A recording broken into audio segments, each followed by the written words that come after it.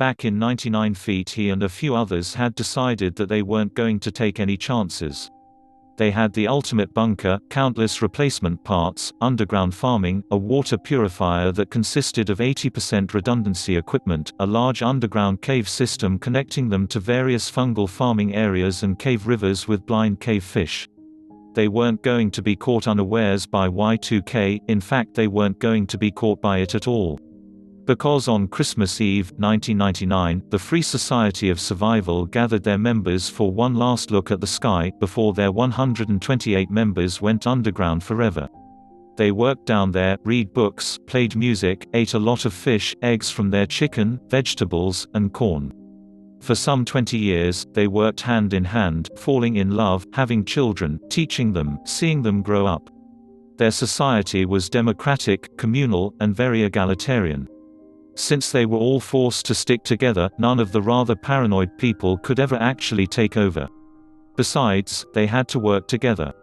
Because they knew that since Y2K happened, the evil government probably enacted their New World Order plan, and started the 1984 scenarios. This society worked well enough for about 20 years, before they got restless. They had expected a response from the tyrannical government, at least some radiation in the air from rebellious cities being nuked by the regime. After many months of discussions, arguments, a rowdy brawl, some heated words, and a divorce, they had finally decided on a plan. One of them would take their biofuel-powered car, maintained for the express purpose of going out into wastelands, and see what was up. He was armed with a rifle, clad in clothing preserved from the time they arrived, and he understood well that the mission might be suicide. If he was discovered, he was to die fighting rather than return or get captured. He had been 30 when he entered that bunker all those years ago. Now he was 50. He had been one of the first to prepare the bunker, recruiting other survivalists to ensure that the project proceeded well through the 1990s. He would gladly sacrifice himself to ensure that his people were safe. The bunker, cleverly concealed behind natural rock, briefly opened, to let their only functional vehicle. The dirt road they had driven to get to the bunker was gone. Overgrown long ago. The four-wheeler he drove could get through the undergrowth easily, until he came to the decayed asphalt road leading to the closest city. Driven to it, he was surprised to see it still standing, but not surprised that it seemed to have been the site of a recent battle. He drove into town very early in the morning, and found the city streets deserted. Every business had a notice on their door. He stopped the car and got out to read it. A pandemic had descended upon the US.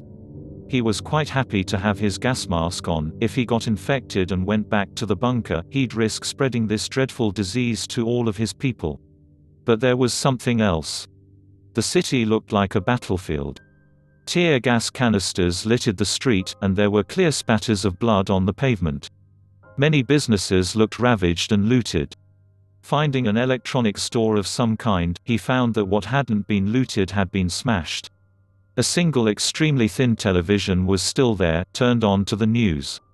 He listened incredulous and dumbfounded to the news about disease, riots everywhere, violence, police brutality.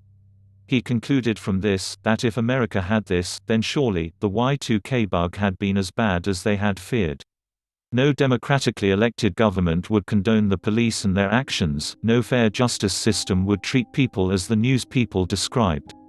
Worried about his safety, and the safety of his people, he quietly got out and went back into his car. He drove on, until he found people. He could see a veritable ocean of protesters, being beaten by the police. They were even shooting at the protesters. Having seen enough, he turned his car around, and drove out of the city. He went back the way he came. It was shocking, but truly, the Illuminati must have taken over. The one world government of bureaucrats and internationalists must have done it. The last remnant of democracy and freedom must lie in his home, and the few other bunkers scattered around the US and Canada from their society. When he got back, he insisted on being put in the quarantine room for a full month. Once he got out, he called together the entire bunker, and told them that while environmentally the outside world was inhabitable, the one world government was killing citizens and committing in open society all the crimes which they in the bunker had always suspected them of doing. He argued for the expansion of their bunker, and taking in dirt and wood from the area around it, so that they can prepare for a longer isolation period than they had ever thought. For they would have to wait until the corrupt OWG collapsed on itself, and then the people would need their most sacred treasures.